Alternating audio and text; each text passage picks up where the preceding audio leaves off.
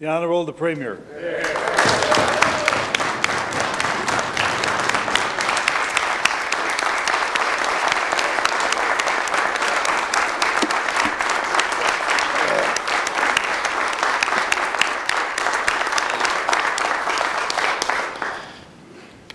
Thank you, Mr. Speaker. Before I begin, please allow me to express my heartfelt condolences to those who lost loved ones on this day 5 years ago. The loss of Cougar 491 flight is a tragedy that all of us felt in the province. Our seafaring history has taught us the toll of sorrow that the sea demands. And today we all stand in remembrance of those who lost their lives on Cougar Flight 491. And we know that for the family and friends, the grief is a daily companion. So on behalf of all of the people of Newfoundland and Labrador, I extend our heartfelt condolences. As an aside, I probably shouldn't say this, but since I'm only going to be doing this once, I always note in the speech from the throne that after we have the flowery language in the speech from the throne, the Lieutenant Governor, the Administrator leaves, and the military leave, and the police leave, because they know what the debate is going to be like afterwards. But I've got to commend the clergy. They're prepared to stay and listen to the pulpit, because they know God is on their side.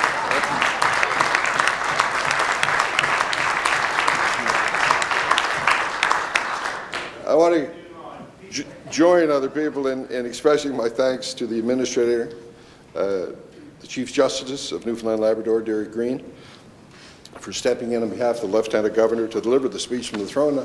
I don't think that happens very often. It's a rare occasion when someone in the province other than the Lieutenant Governor delivers a throne speech. But I think in this case it's an appropriate coincidence.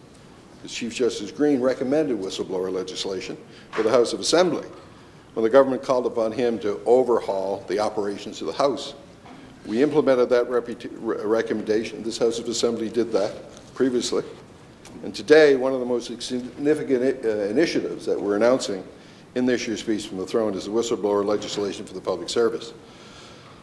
So let me also thank those who attended today's ceremony, the justices and the judges of our courts, civic leaders, leaders from business, labor, academia, the church, the community, culture leaders, and indeed citizens from all walks of life. And what brings people here today is not the pomp and circumstance, but it's the fact that this is the people's house.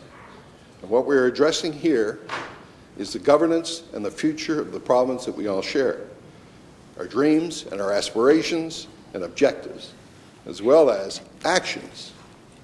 As the leader of the third party said, she talked about speech, but it's about actions, to chart a sound course forward. And considering the important message in the speech from the throne about open government, it is very reassuring to see the people come together and demonstrate an interest in participating in the governance of our wonderful province. Let me also thank the mover and the seconder of the motion that a select committee be appointed to draft and address and reply to the speech, the members from Port-au-Port and Port-de-Grave, and thank them for their thoughtful words and for their service. I thank all members of the caucus for their service also. And for a period of about 5 months, I will have the privilege of leading this caucus while our party undertakes a leadership process. And it's as caucus leader that I've truly come to appreciate the people with whom I serve. We are doing important work here for the people of the province, and it is quite literally not possible for us to do any of those things without your valuable participation and support. And let me also thank the Leader of the Opposition and the Leader of the third party for your words. I may not agree with everything you say. I guarantee you I don't agree with everything you said today. But I acknowledge and respect your constitutional responsibility to challenge the government. This is how our system of government works. Ours is a parliamentary democracy where the challenges are necessary and challenges should be welcomed. I believe that governments do better when our feet are held to the fire. And sometimes we can even change or adjust our approach or even reverse our decisions in the light of the challenges that we hear. Perfection is not a human quality. And for that reason, perfection cannot be a quality of the institutions we form to govern ourselves. We bring our best to the table, and we strive to do our best with every challenge we face. But from time to time, people do err, and so do their governments. But what is important is that we constantly listen, that we constantly review, that we constantly learn, and that we constantly adjust to changing circumstances so we can all continually progress towards the goals that we share. The 5 themes of this year's throne speech can be summarized in 5 words: perseverance, sacrifice, justice, oversight, and openness. With respect to perseverance, I had a wonderful privilege as Premier of opening on behalf of the people of the province the Newfoundland and Labrador Winter Games in Clarenville a while ago. Now, if you want to feel confident in the future of this province, if you want to feel confident in the future of Newfoundland and Labrador, attend one of these gatherings of our province's young people. And one after another, they told me that they are excited about the province and the opportunities that are opening up around us. They have worked hard to get where they are as athletes, and they are willing to work just as hard to become educated and to build a future for themselves. We need to engage them in building a better province for all of us. And that's one of the reasons that I'm very pleased about the initiative for open government, which the minister responsible for the Office of Public Engagement will soon launch. It means reaching out to people where they are, in their communities and in their schools and in virtual space through social media. It means engaging them, not for show, but for real. Modern technology gives us vehicles to let people take an active role in decision-making, an active role in governing. And just as there is young people who dedicate themselves to excellence in sport, there are youth who pursue excellence in science and in math, excellence in law and public affairs, excellence in art, and in business and entrepreneurship. And not just young people. As citizens of all ages, including seniors, are passionate about making a difference in their communities and in their province. So we need to tap into that passion and give people a way to channel their energy in pushing forward as we continue the wonderful transformation that's happening in our province.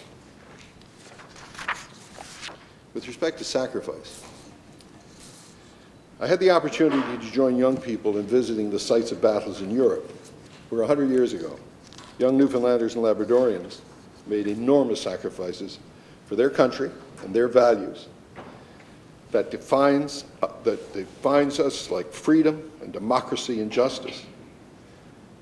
It is terrible the price that so many had to pay to wrestle the world back from the brink of insanity. It's hard to believe the evil that humans are capable of doing. But thankfully, that evil is balanced and so often outweighed by the good that people are capable of doing and are so often prepared to do at great sacrifice to themselves. I'm proud we're bringing more of our young people to Europe to feel what I and others have felt in standing there, standing where once they stood. I'm proud of the way that these young pilgrims interact with aged veterans and make genuine connections, despite the years that separate them. Young people recognize very quickly that the soldiers they honor were in many cases their own age, teenagers, when they were called upon to make the ultimate sacrifice. The magnitude of that sacrifice weighs heavily on all who go there. And you come home forever changed and strongly motivated to do something meaningful with the gift of freedom that those soldiers purchased for us at so great a cost. You never take your freedom for granted again. And that's how it should be. Now, I'm going to tell a story that I said in this House, but not to MHAs. It was to the Newfoundland Labrador Youth Parliament here a short time ago. My father was the commanding officer at one point of our regiment, the Royal Newfoundland Regiment. But as a young man, as a Canadian infantry officer cadet, he landed on the beaches of Normandy in 1944 on D-Day. And when he would tell me about those stories, he would always say, we didn't care what someone's religion was. We didn't care what the color of one's skin was. We didn't care about their cultural background. He said all we cared about was whether they had on their shoulder a patch that said one word, and the one word was Canada. So many years later, when I came here, Premier Danny Williams, knowing about my father's involvement with the Royal Newfoundland Regiment, asked me to head a delegation that the Newfoundland government sends every year to Beaumont Hamel, where we follow the trail of the caribou. There are, or at least that year, there were 4 teenage girls that went, and they had won competitions in poetry and playwriting and essay writing, and there were 4 elderly veterans. There were some members of the Legion, and there were some government officials. And we went around and followed the trail of the caribou, every place in northern France and Belgium where there's the statue of the caribou there, not just the one at Beaumont Hamel or the one here. And it was amazing to see the group bond together, and how, as we went around, the teenagers would look after the elderly veterans, and the elderly veterans would look after the teenagers.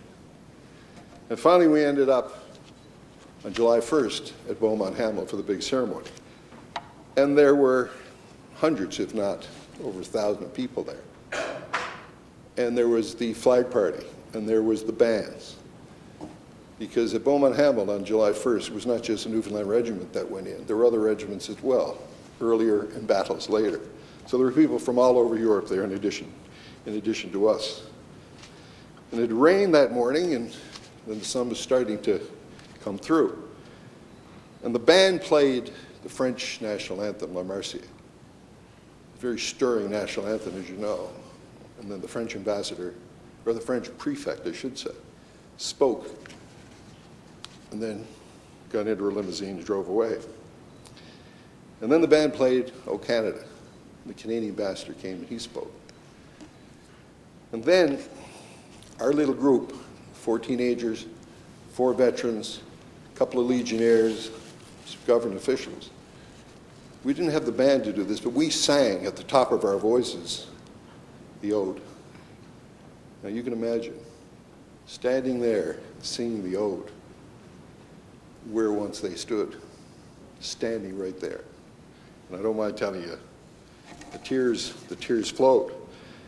And as we left, when the ceremony ended, what I remember is that I was trying to clear my eyes, and the sun was shining, and the sun was shining in my eyes, and it was the sun reflecting off medals of Canadian soldiers and sailors and Air Force people, young Newfoundlanders and Labradorians who were serving in the Canadian forces and who came up to Beaumont Hamel that day to be with us on that very special day. And they were young, and they were wearing their uniforms, and they had their medals on, and the sun was reflecting off the medals. And they started telling us that many of them were related to people who had lost their lives, their great-grandfathers at Beaumont Hamel many, many years before. And they were proud of that heritage. But they were also proud to be in the Canadian Forces, and they were also proud to wear the patch on their arm that said one word, Canada. It was a profound, at that moment, will live with me forever. It was a profound effect on me, and it'll stay with me as long as I live. So God guard thee, Newfoundland and Labrador, and vive le Canada.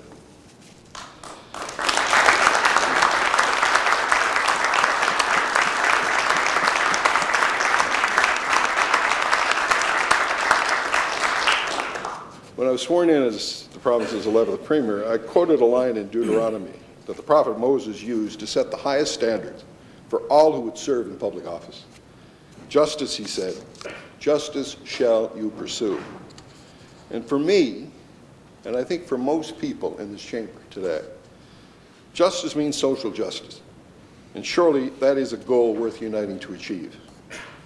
Social justice means sharing the beliefs that our newfound prosperity more fairly and equitably distributed so that none are excluded. Sharing effectively means listening to people about the way this prosperity is distributed. It means discovering the reality that people face in this province when they are aged or infirmed or on fixed or low incomes, or when they have disabilities or face particular challenges. The traditional statute representing justice is blindfolded because justice must be impartial and it must put aside prejudice. But fundamental justice requires open eyes, open ears, and open hearts so that you can truly understand people whose circumstances are different from your own. Empathy is a great driver of social change. You act because you care because you see, and you see because you take time to pay attention. The Throne Speech outlines some of the specific actions we'll take to promote social justice. Others will be laid out in the budget. These will include such initiatives as poverty reduction, violence prevention, and child protection for the most vulnerable in our midst. Social justice also means quality health care, community care, and long-term care for those who need it, as we all will do from time to time. And of course, it means education that is accessible and affordable and accessible to all, even for those who come from the poorest of backgrounds. We are proud of the efforts the government has taken in the past 8 years to freeze tuition and to reform our student aid program to make university and college more affordable than virtually anywhere else in this country. Many young people today can scarcely imagine what graduates faced a decade ago when their debt burdens were the size of mortgages. But those who have compared stories with their counterparts across the country realize how different things are here because of the public policy decisions that the Newfoundland Labrador government has made. And I was at Grenville campus of Memorial University last week to help officially open the new student residence. And students came to me and they said, thanks to the government, to the taxpayers for making accessible education a priority in this province. Because it's not only the students who benefit. All of us will benefit from a well-educated workforce with a solid education and marketable skills and healthier bank accounts. These graduates are in better position to begin their careers, to start businesses if they so choose, and to seize some of the 70,000 job opportunities that are going to open up, and settle down to build and grow our communities. Now, with respect to oversight, the natural driver of economic growth is the business sector. Businesses with their capital investments build enterprises that can produce goods and services to sell, and their profits pay salaries, and they pay taxes to the government, and they generate activity and they generate wealth. But governments have a role to play as well. We don't leave everything to the private sector. In all countries of the world, governments play a critical role in setting fiscal policy, economic policy, and trade policy, providing incentives, investment, and support mechanisms. In some of our industries, the government is directly involved, operating state-owned enterprises. Norway is a great example. And public utilities, and holding equity or ownership shares in the development projects. Whenever a government is involved, there must be proper oversight to ensure the people's interests are well served. What Nalcor, the People's Energy Company, owned by all of the people of this province, is accomplishing now, and what they're going to accomplish in the future for Newfoundland and Labrador and the people of this province is quite phenomenal.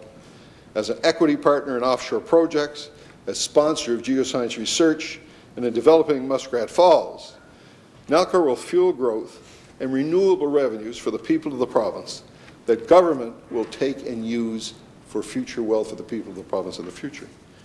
The energy plan vision on which it is grounded is good public policy.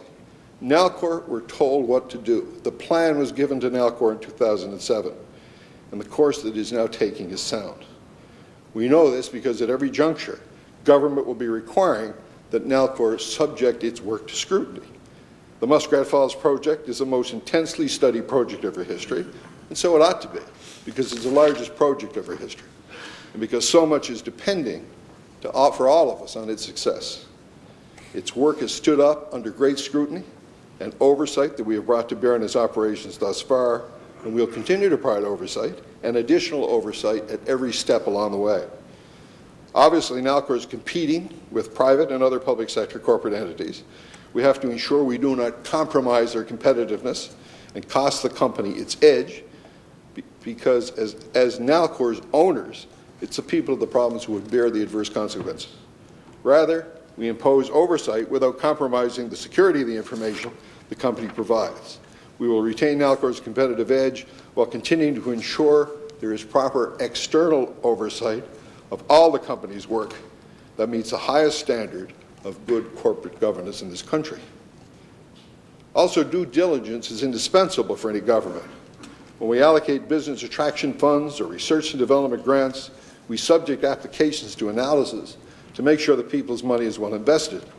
Whether mining companies in Labrador West, when they said they needed additional power, we didn't rush to do it right away. We took our time. We did our due diligence before approving the third transmission line to the region. When we were in Wabash meeting with people there about the mine and about the future, people thanked us for making the right decision to promote future mining industry growth in their region because it opens up a new door of opportunity. When Corner Pulp and Paper and their unions and their workforce settled on a plan to move the industry forward past certain challenges to renewed profitability and sustainability, we did our due diligence. We took time to do it in determining the role the government could play in strengthening this industry and benefiting the many thousands who depend on it.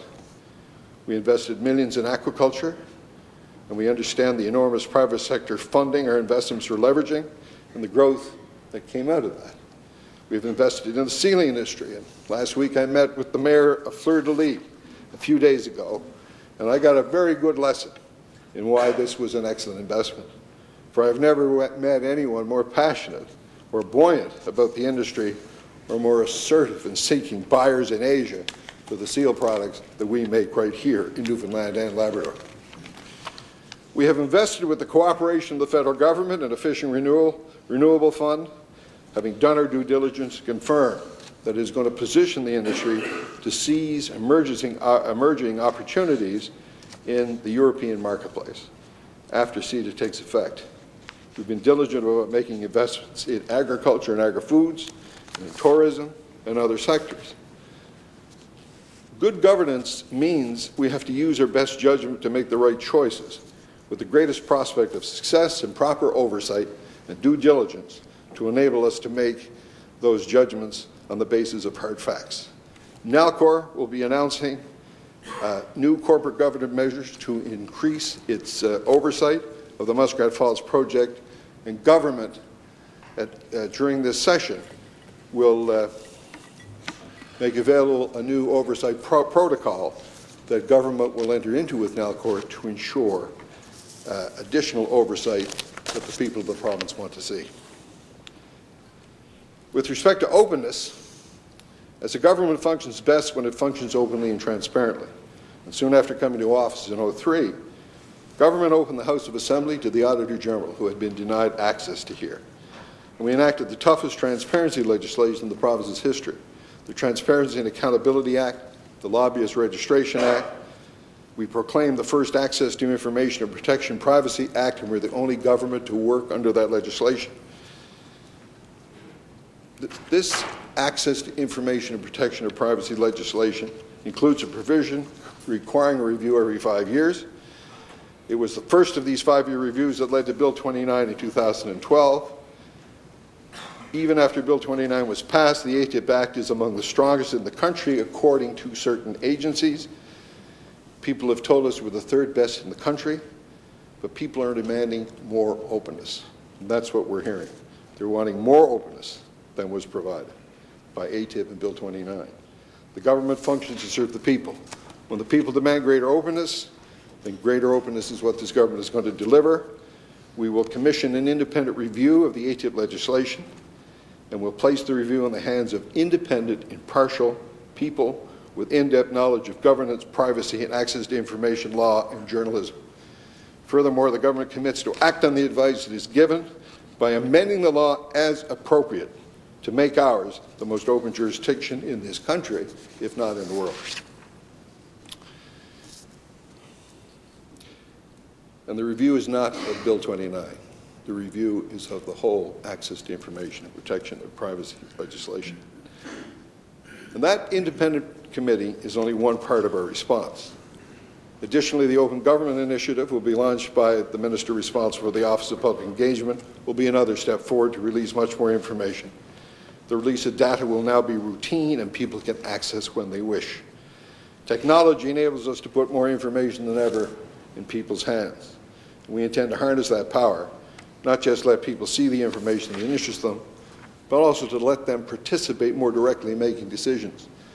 We will engage with the people of the province because if they feel that government is not communicating well enough with them, we will find out from them suggestions and recommendations how they want government to communicate with them.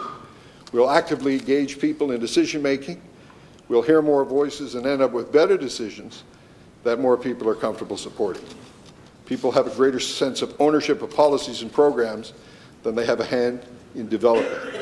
That they have a hand in developing. I mean, there was once a time in this House of Assembly when the proceedings were not even broadcast, and there was no hands there, and few knew what was happening in the legislature. But how refreshing it is that that changed. But now we have the technology to open things up even more broadly and to bring people into the process even more meaningfully. I think we all can be very excited about this, and so are many of the people with whom I have spoken. I especially want our young people to embrace this new approach, just as they are embracing social media in their daily lives, so they grow up feeling more in control of the factors that do affect their lives. The government will listen. People are talking, and we're adjusting course according to what we are hearing. And this is what good governance is all about. There are many initiatives coming this year that are not mentioned in the speech from the throne. I ask that the speech to the throne be made a little shorter than it had been in the past. But of course, if you don't mention certain things, then you're criticized for not mentioning something. So some of these involve Aboriginal people, and I'd like to highlight them now. The government continues to strengthen its relationships with Aboriginal peoples, including through the development of model guidelines that are going to supplement the Aboriginal consultation policy. The model guidelines will provide practical, step-by-step guidance to regulators, to industry, to investors, and to Aboriginal organizations on how consultations are conducted during regulatory processes such as environmental assessments and post-environmental assessment permitting.